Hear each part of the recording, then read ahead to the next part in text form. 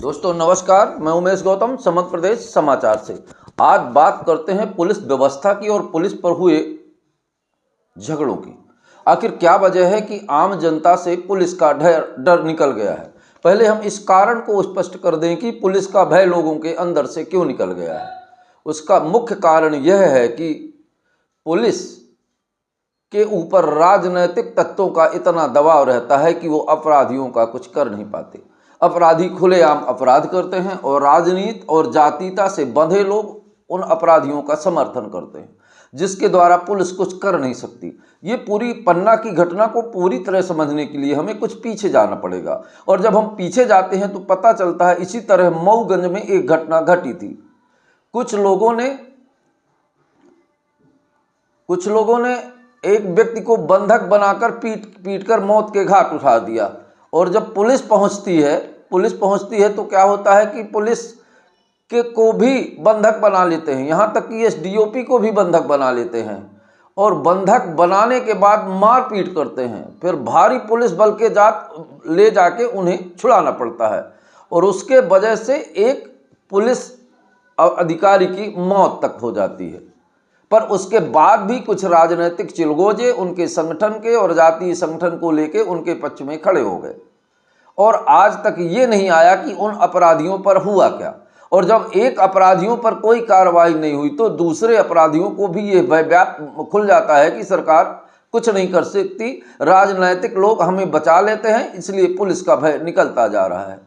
जिस पुलिस के ऊपर आंतरिक व्यवस्था की पूर्ण जिम्मेदारी है, उसी के साथ ऐसी दुर्घटना होना शर्मनाक ही नहीं बेहद शर्मनाक है। और जो नेता जो मंत्री इसका सपोर्ट करते हैं जातिगत समीकरण को लेके, सबसे पहले तो उन पर ही हत्या का मुकदमा कायम करने का नियम सरकार को बनाना चाहिए, क्योंकि जातीय संगठन को लेकर, जातीय दल को लेकर, जातीय नेता को लेकर किसी विशेष जाति के लोगों पर विशेष कार्रवाई करना ये लोकतंत्र की नहीं पूरे भारतवर्ष के न्याय व्यवस्था पर कुठाराघात है और तांडव रूपी प्रहार है। और सरकार इस बात को समझ नहीं पा रही है। वर्तमान सरकारें केवल जातीय संगठन, जातीय सम्मेलन, जातीय आंदोलन, जातिगत व्यवस्थाओं को सुचारू रूप करने में लगी हुई हैं। किसी विशेष जाति को बढ़ावा देने के लिए वो करते हैं। जिस देश में, प्रदेश में जिस जाति का प्रमुख होता है, जिस जाति के लोग नेता होते हैं, जिस जिले में, उस जाति के लोग वहाँ तांडव रचते रहते हैं और प्रशासन मूक दर्शक बनकर देखता रहता है। अब हम लौट कर आते हैं, बात करते हैं पन्ना की। थाना प्रभारी और आरक्षक पर ग्रामीणों का जानलेवा हमला हो गया। थाना प्रभारी और आरक्षक आज निजी अस्पताल में भर्ती हैं, जिंदगी और मौत से जूझ रहे हैं। पर इसके पहले एक बात और बता दें, सतना में भी थाना जैतबाड़ा में ये घटना हुई थी। एक अपराधी थाने के अंदर घुसकर गोली मार दिया था और उस व्यक्ति का मौत तक हो गई। फिर प्रशासन की कार्रवाइयाँ केवल ऐसी होती हैं कि अपराधियों के दिल से भय निकलता जा रहा है। अब पन्ना की घटना को आपको बता दें कि ब्रजपुर थाना क्षेत्र के धर्मपुर गांव में बुधवार रात पुलिस बल पर 50 से ज़्यादा भीड़ ने हमला कर दिया। आरोपियों ने जवानों से 2 राइफल भी छीन ली। गंभीर घायल थाना प्रभारी महेंद्र सिंह भदौरिया और आरक्षक राम निरंजन सिंह सतना के निजी अस्पताल में भर्ती हैं। अब हम बात बता दें कि ये लोग पकड़ने गए थे एक व्यक्ति को, जो इस व्यक्ति पर गैर इरादतन हत्या का आरोप था। खेत में बिजली का करंट लगाए हुए था और एक व्यक्ति की मौत हो गई। कुछ पुलिस वाले गए तो उनको धमकाकर उन लोगों ने वापस कर दिया। फिर वो वापस आए तो पुलिस बल के साथ भदौरिया जी जब वहाँ पहुंचे, गांव के 50 लोगों ने पत्थर और लाठियों से हमला कर दिया और पुलिस को दौड़ा कर मारा और यहाँ तक कि पुलिस की राइफलें छीन ली। एक बात बता दें, इसी तरह की घटना किसी विशेष समुदाय द्वारा कर दी गई हो तो पूरे प्रदेश में और पूरे देश में हाहाकार मच जाता।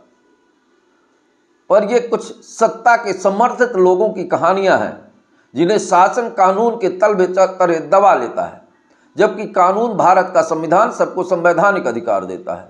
और एक बात आपको खुले तौर पर बता दें कि जब तक पुलिस प्रशासन स्वयं सुरक्षा नहीं कर पाएगा तो आंतरिक सुरक्षा का दायित्व किसे सौंपा जाएगा। उसका मुख्य कारण यह भी है कि जब नेता लोग मंच में खड़े होते हैं तो पुलिस वालों को अभद्र भाषा का प्रयोग करते हैं। माना कि कुछ पुलिस वाले भी गलतियां करते हैं, अनैतिक कार्यों में संलिप्त रहते हैं, पर इसका मतलब यह नहीं कि पुलिस व्यवस्था पर ही ऐसे सवाल उठाए जाएं।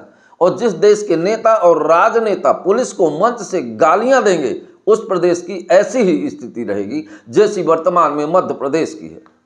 और एक बात और बहुत अच्छी तरह से कहते हैं कि पुलिस में मानते हैं कि कुछ लोग गलत हो सकते हैं, इसी तरह संविधान में कानून भी कुछ अपराधियों को भी छूट दे दी, अपराधी भी छूट जाते हैं, पर इसका मतलब तो ये नहीं कि कानून व्यवस्था को कमजोर कर दिया जाए, न्यायालय को बंद कर दिया जाए।